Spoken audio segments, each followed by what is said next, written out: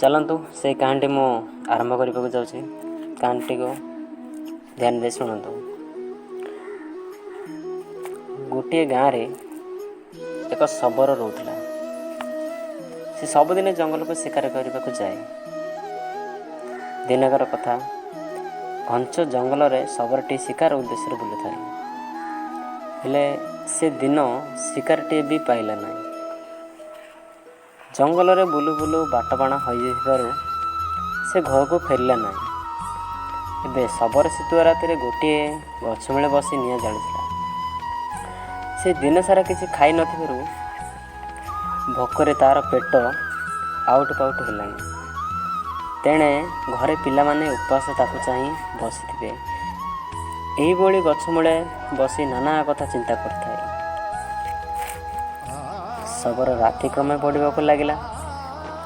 शबर जेउठी विश्राम नेउथिला सेही गछ डाଳରେ कपत और कपति बसा बांधि रहुथिले।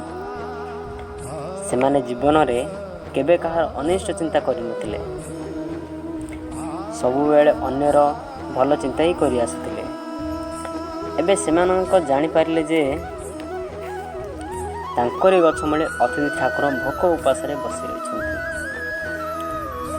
सुतर तांको साहाय्य करबा पई कपत दंपति ठीक कले। सेमाने जानि नथिले अतिथिक सेवा ही ठाकुरଙ୍କ सेवा। सेमाने जानिथिले अतिथिक सेवा ही ठाकुरଙ୍କ सेवा। एथर कपति कपत को पचारिला, स्वामी आम घर को केबे अतिथि देवता आसीथिबा कथा आमे जानि नथिले। आज जेहेतु आसिसंती तेणु भगवान आम उपरे दया होइछि बोली भाबको हेबो। एवं भगवान आमको परीक्षा करने पई अतिथि बेसरे आसती किसी असंभव भी नुहे। एक कथा मन में भावी कपत दंपति को हृदय तोड़गला। हेले राति अधरे पाखे कौन अच्छी जे अतिथि को खाइबा दे पेट भर। शेष अनेक भावी चिंती कपति कहला, स्वामी मो मन को एक बुद्धि जुटुची। एथिरे तुमको किछि करबा को पड़िबो नाही, सबू मु करिबी। एबे शबर बसी निआं जालुछन्ति। से निआं रे मु झास देबी। मोर शरीर पुड़ी सिझिगले मोर पोड़ा मांस खाई सुधा निर्माण करिवे। यह शुणी कपत कहला, कपति मु देखुछि तू मो ठारू बड़ चला। पड़ी बुले तू एकाई धर्म अर्जन करी पक्ष हो जीवु। आ मु एकुटिया रही कौन करी।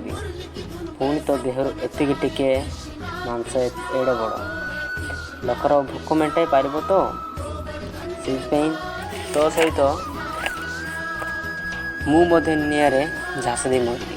दुईक मांस अतिथि पेट भोजन करी खुशी रे खाइबे। आमर अतिथि सेवा ही आर्थिक हो पारे। यह कही कपत कपति दुहें आखि बिजला पोड़ी प्राण हराइले। शबर पोड़ मांस खाई क्षुधा निर्वाण कला। शबर ए दृश्य देखी किछि बुझी पारिला नहीं। से मन मन भावी नेला अतिथि सेवा ही दृष्टांत देखाई देबा पई स्वयं भगवान एही भली करथिले। बंधुगण एही गपटरू शिक्षा मिलला जदि छोट छोट पक्षी दुईटी सेमानंकर जीवन दान करी एही भली अतिथि सेवा ही करि पारंती तेबे मनुष्य समाज रे काई करि पारबे नहीं।